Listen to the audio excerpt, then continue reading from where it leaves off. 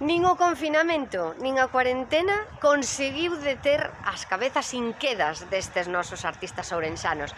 Así que aquí teñen a súa plataforma para decirnos que pasou, que naceu nestes días en que todos estábamos metidos na casiña, pero eles o fervello da creación non lle parou. Entón, deu lugar a esta revista inviable con estes tres protagonistas que temos hoxe aquí. Está Eladio Medel, Francisco Xavier Fontenla e Jorge Emilio Bóveda. Vai nos falar Eladio Medel. Eladio, como naceu todo isto da revista? Pois fai hoxe un ano, na feira, un poquinho menos, na feira do libro. Estábamos presentando Fontenla e eu un libro de Jorge, que nos invitou para o evento, e decidimos xerar un manifesto da nosa xeración, de algún modo, tendo en conta que os tres somos escritores en estilos diferentes, en poesía, en narrativa, en ensayo, pois decidimos crear un manifesto de alguna maneira na que nos identificásemos. Entonces consideramos que nos podíamos chamar a xeración illada. E da xeración illada, pois, este ano que conmemoramos a xeración nós, pensamos que era unha boa idea pois esta serie de escritores e escritoras que xa temos unha certa madurez,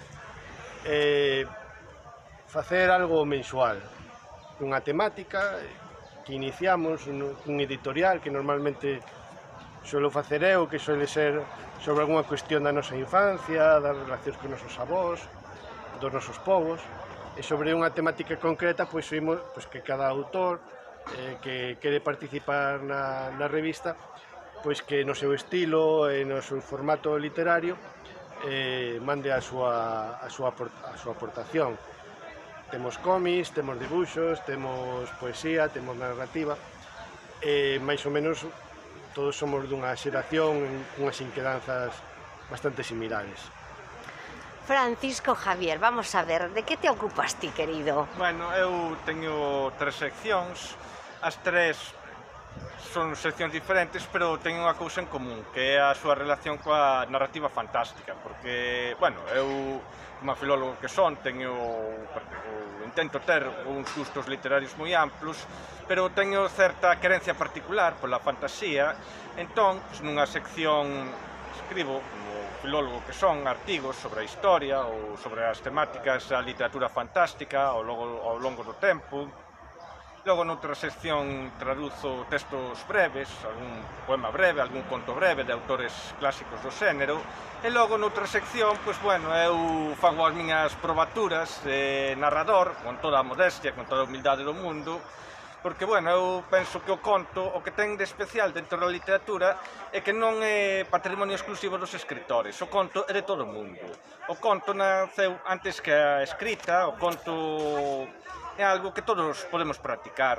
O conto non é só dos literatos, o conto é dos vellos que contan ou contaban noutros tempos historias aos fillos e aos netos antes de dormir, tamén os nenos, os rapaces, adolescentes que se contan entre eles contos de medo, bueno, se facía hai tempo, durante as excursións, pola noite, no hotel ou no tren, e tamén as lendas urbanas, creepypastas que se distribúen por internet, todo iso con maior ou menor calidade, é narrativa, son contos, iso nos pertence a todos nós. Entón eu, que non teño ningunha pretensión artística, polo menos, como a persoa que son, fago algo que todas as persoas podemos facer, contar contos. Jorge Emilio é outra das cabezas pensantes. Jorge, que fixeche ti? Ola, boas. Ben, bueno, eu coordiné un pouco a parte logística, a maquetación, os contactos cos autores que colaboran con nós mes a mes, e despois tamén teño un par de seccións, unha intermitente que é sobre relatos de ficción científica e outra é máis sobre divulgación de temas literarios. Agora estou cunha serie sobre as viaxes no tempo en literatura e bueno, intentar coordinar a este equipo de maravillosas persoas heterosexéneas heterogéneas e moi traballadoras e implicadas. Contamos cunha plantilla, entre aspas, porque isto facémolo por puro amor á arte, unha plantilla fixa que está formada por Xosé Manuel Pacho, por Xerardo Méndez, David González Gándara, tamén está Toño Guede, logo nolos tres, e despois intermitentemente pois temos colaboracións moi fermosas de Marina Sánchez, de Diego Ameixeiras, de Emma Pedreira, bueno, de diversas colaboracións, porque o que empezou sendo unha reivindicación local, pois pensamos que o deberíamos de estender pois, a toda Galicia, porque realmente illados, sentímonos illados, queremos expresarnos, pero é un sentir que é extrapolable perfectamente pois, a todo o país galego, non? Estades orgullosos? Sí, Contentos? a verdade é que sí, traballando, como sempre decimos, traballando pois a fondo, cultivando o inútil. Por eso de aí o nome de Revista Inviable, non? Aí está o humor galego no seu nome, non? O inútil que é tan necesario, Tan verdade? necesario, efectivamente. Moi ben, pois aí os temos, amigos, a estes tres maravillosos seres que siguen loitando polo noso, que é a cultura. Sin ela non podemos vivir, nunca. Gracias. Hasta sempre, amigos.